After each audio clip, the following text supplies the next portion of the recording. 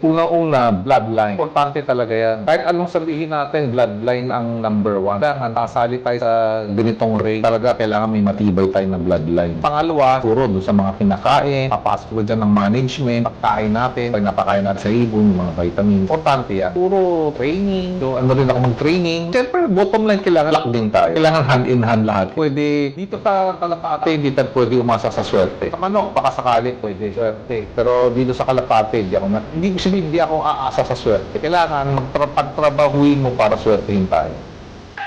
Pigeons, hindi lang sila basta ibon. Sila ay mga atleta, kaibigan, at bahagi ng kasaysayan. Ako si Jaime Lim, at welcome sa Pigeon Talk 101. Nung lumipat ako dito, honestly, mas dumami yung panalo. Kasi ng 2018, nag-overall ako. Tapos, sa South, nanalo. Tapos, 2022 yata, nag-overall din ako, pero 6 overall. 2023, nag-overall din, first overall. And then, 2025, first overall sa Old Bird, and second overall sa Young Bird. So, mas marami na achievement nandito. Siguro, kahit pa paano, may factor ang love.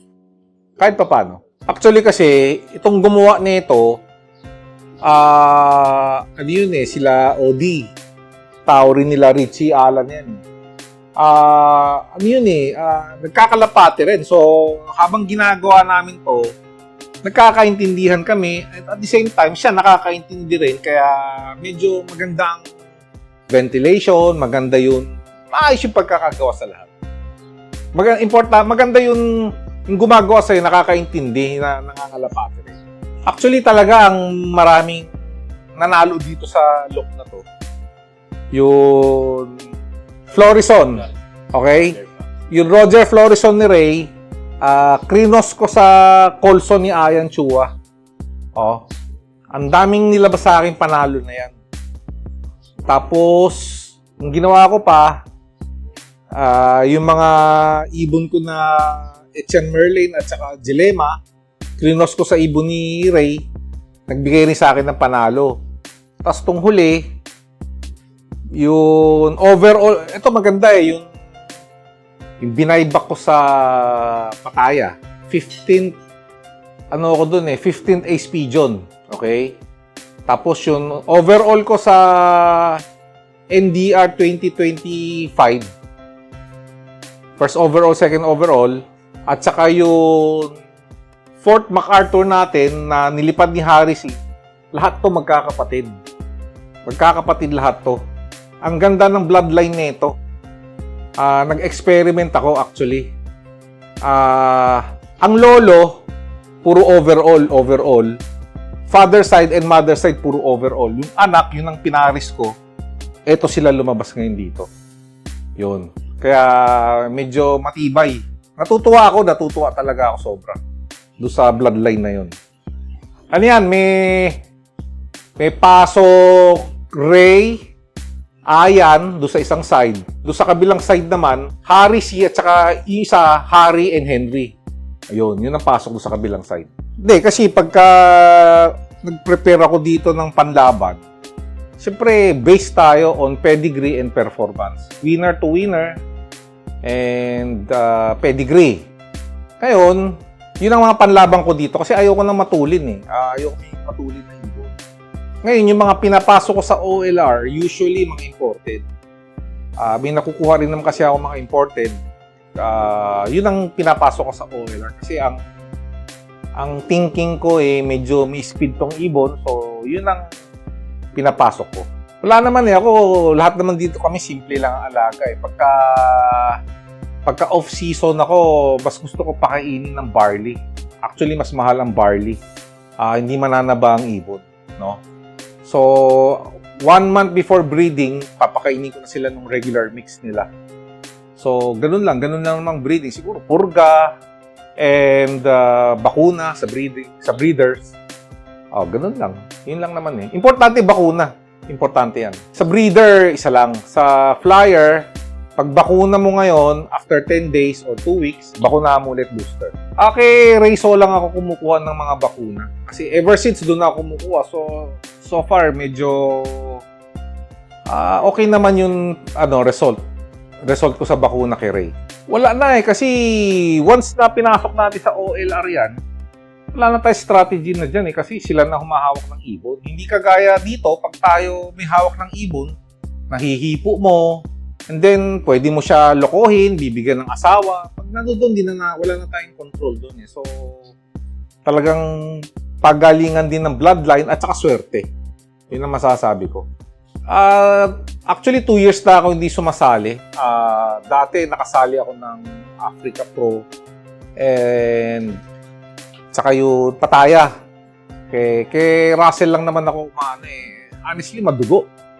Madugo medyo siyempre, ko-concentrate na lang din ako dito sa local races natin.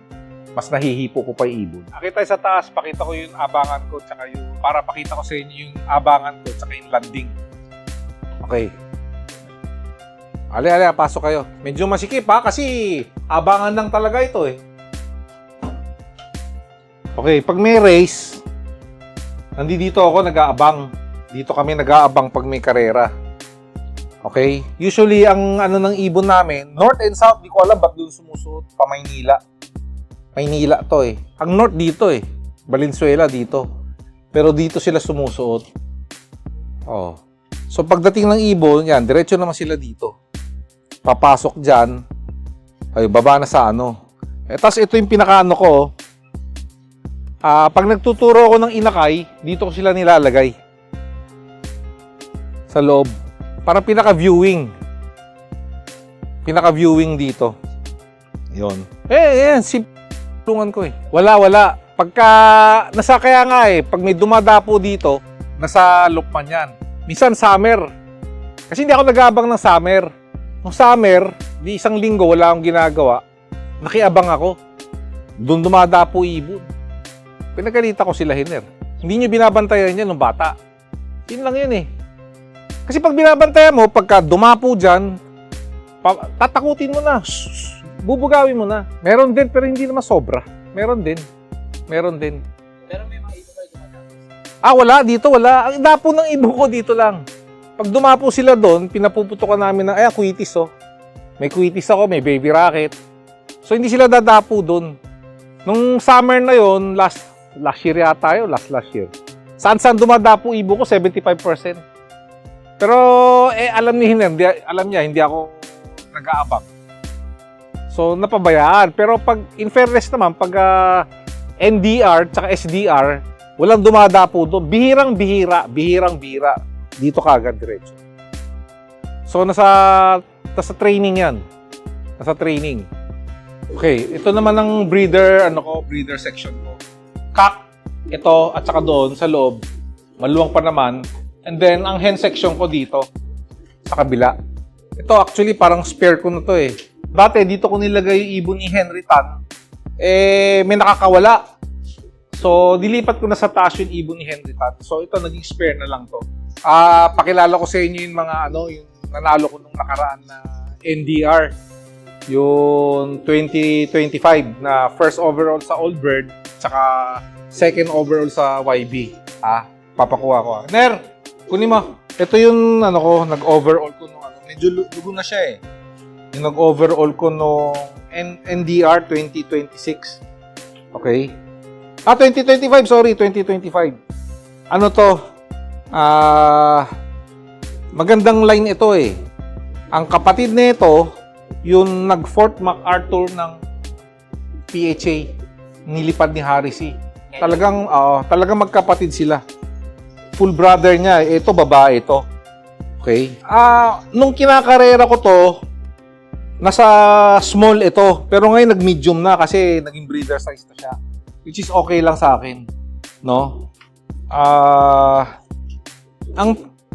Maganda ang lolo-lola nito Ang lolo-lola nito, puro overall. Ang tatay, Colson at saka Florison. Ang nanay, ang lahi naman, kay Harry C.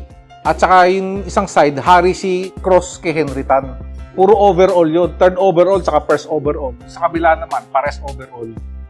So, magandang line ito. Magandang ibon to. Isa pa. Kukunin ko yung isa pa yung Pataya. Yung binayba ko sa Pataya, kapatid din niya mismo. Ner, kunin mo to. Kunin mo si Pataya, kunin mo. Okay. Okay. Ito yung binayba ko sa Pataya. Ang gandang ibon pa rin. Ang ganda pa rin, maliit pa rin siya, oh. Kapatid mismo to nung overall ko, tsaka nung kay Harry, magkakapatid to. Ito, ang ganda ng alaga sa Pataya. Grabe. Oh. Ito yun, magkakapatid ito. No? Actually, may isang kapatid to. May isang kapatid din to na kay Russell Baldago. Oo. Russell, hiramin kulit sa'yo yun, ha? Okay. Itong tatlo, sila yung mga Lofman ko. Sila yung mga katiwala ko dito. Okay? George po ang aking pangalan. Ako si Wilbert. Si Henner. Si George, siya taga kutkut, tae, pakain. So, pakain, tsaka mga aso, siya nag-aayos. Si Wilbert, mas more on sa breeder. Siya namamahala ng breeder, kung anong kailangan. Breeder, tsaka marunong din siya sa flyer, actually. No? Tapos si Hiner, siya sa flyer talaga. Siya namamahala ng flyer dito. So, sa kanya ko pinagkakatiwala. Pero pag kunwari, minsan, wala si Hiner, marunong na naman si Wilbert dito. Oh, yan yung mga trabaho nila dito sa akin. Hiner, matagal na sa akin. Baka 2002 na sa akin na yan. Baka hindi lang, 1999 na sa akin na yan. Tapos ginawa kong Lokman 02 hanggang ngayon na sa akin. Okay. Yung yung mga bago, kung gusto magtayo ng lock, mag-lock visit. Yun ang importante para makakuha sila ng idea. Lock visit kung kani-kanino. Sa mga kakilala, kasi syempre, pag di kayo kilala, hindi kayo pa-lock visit. So, kailangan lock visit para, ay, ganito pala yung lock ni ganito. Ay, ganito pala yung kay ganito. Kanya-kanyang style yan, eh. So, para may idea kayo kung anong gagawin nyo sa kulungan. Yun ang importante. Ito, palagi ko sinasabi ito. Ever since na pag may nagtatanong sa akin o may nag-vlog, ang lagi ko sinasabi, palagi kayo kumuha dun sa pan-share mismo or dun sa talagang naglilipad ng ibon. At least hindi kayo lolokon. Kasi pagka kumuha kayo kay ganito, sasabihin, ibon ni ganyan, ibon ni ganyan. Mabilis mag-invento. Hindi kagaya pagka kumuha ka mismo sa mismong fan-share na nananalo, at least mas may potential na manalo ka rin.